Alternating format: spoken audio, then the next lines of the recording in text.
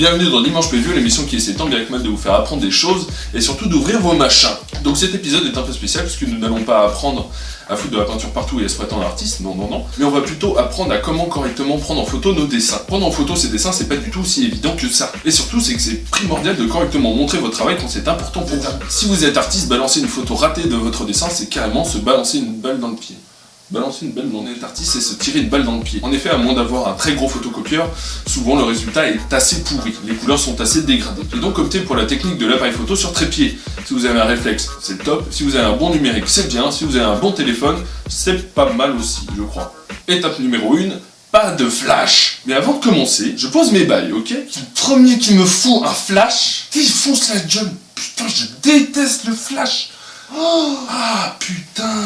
Non mec, tu mets pas de flash hein. Taille de l'image. Dites-vous que plus la taille de vos images sont grosses, plus ça sera réussi. Alors ne commencez pas à comparer les millions de pixels de vos appareils photo, hein, ça c'est une très grosse connerie. On peut pas comparer un appareil photo qui a 12 millions de pixels et 10. Ça se trouve le 10 millions de pixels fera des meilleures photos que le 12, c'est à cause de ses capteurs. Donc on vous a menti depuis le début, vous vous êtes fait prendre pour des cons, oui voilà tout ça, Illuminati confirmé. Donc pour vous donner une idée, moi mes dessins en format PNG font environ 4000 pixels sur 4000 pixels. Donc je vous cache pas que si vous êtes vers les 500 pixels sur 1000, on va être dans la merde là.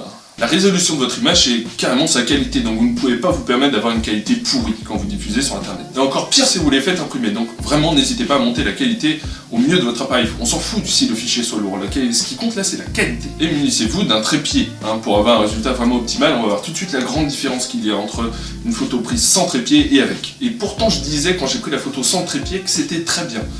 Et non. Donc vraiment un trépied. Ah voilà, avec la batterie c'est encore mieux.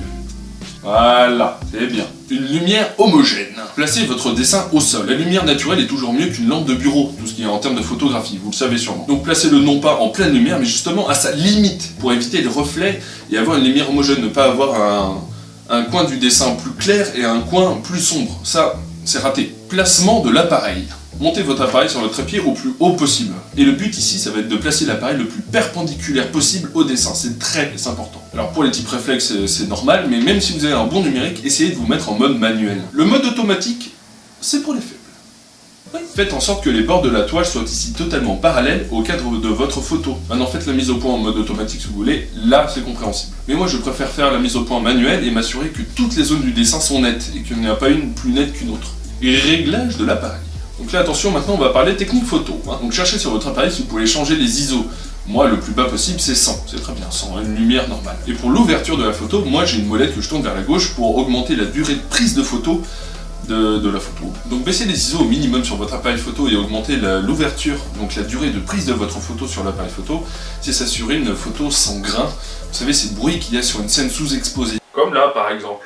Une fois que vous jugez que la luminosité de votre photo est fidèle à votre dessin, mettez le retardateur sur 2 secondes et préchauffez votre four thermostat 7. Prenez la photo, voilà. C'est pas trop compliqué. Regardez, on voit vraiment la différence entre une photo prise avec le déclencheur et une autre avec le retardateur. C'est ce qui s'appelle le flou de bouger. Et le flou de bouger, c'est le mal. Voilà, vous avez sélectionné votre meilleur cliché et ouvrez-le sous Photoshop. Et je pense que pour Photofiltre et d'autres logiciels, c'est à peu près la même chose. Ensuite, sélectionnez le plus gros de la photo pour ensuite le recadrer pour que ce soit plus facile au retravaillage plus tard. Première étape de retouche, on va pouvoir jouer avec la luminosité et le contraste pour essayer de ressembler le plus fidèlement possible à l'original. Ensuite, vous pouvez jouer avec les niveaux de rouge, de vert et de bleu, mais si vous n'y connaissez pas vraiment, je vous le déconseille assez fortement, vous pouvez avoir des mauvaises surprises au niveau des couleurs.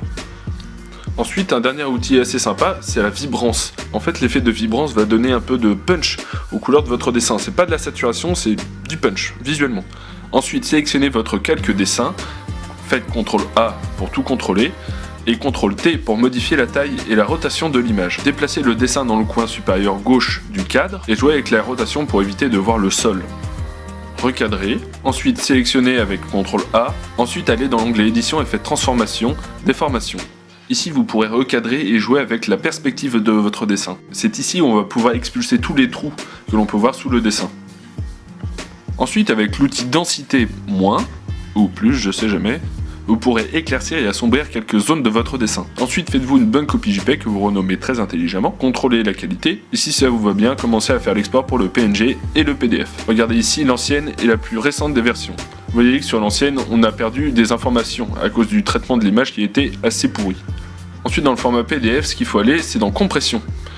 Dans la compression JPEG, non, c'est pas ce qu'on veut. Nous, c'est sans compression. Et vous pouvez changer aussi le ratio du pixel pouce, on peut le mettre à 300, c'est bien pour l'impression. Vous enregistrez votre PDF, et voilà. Retouche. Donc il est possible que pour certains dessins, vous deviez totalement le retravailler. Moi, ça m'est arrivé pour la toile de Dimanche Pluvieux numéro 2, le monstre avec la glace. Vous savez, je vais faire des posters de mes dessins, et donc avant un contrôle d'impression, j'ai remarqué que justement, la photo de cette toile était plutôt grave ratée. Il y avait un flou de bouger, le noir était moche, il y avait des... Je sais pas, tout était à refaire. Du coup, j'ai refait la technique que je viens de vous apprendre, et c'est carrément beaucoup mieux. Sauf que cette fois, j'ai refait un calque par-dessus mon dessin, où j'ai recolorié tout le noir. Ça m'a pris énormément de temps, mais ça vaut grave le coup. Quand on imprime ses dessins pour se faire connaître, vaut mieux passer pour le plus pro possible. Certains diront qu'en vrai, la photo n'est pas vraiment fidèle à la toile, mais je pense que lors d'une diffusion d'un dessin, c'est le meilleur de la toile qui doit être présenté. C'est un peu arrangé, au final comme un enregistrement sur un CD. Si vous assistez à un concert, le son ne sera pas fidèle au CD, évidemment, c'est sa meilleure version. Ensuite, exportation. Voilà, votre dessin est prêt et maintenant on va voir comment faire une bonne exportation sans compression. Donc la compression sur les dessins, c'est tous les gros carrés comme ça qu'il peut y avoir surtout dans les zones sombres.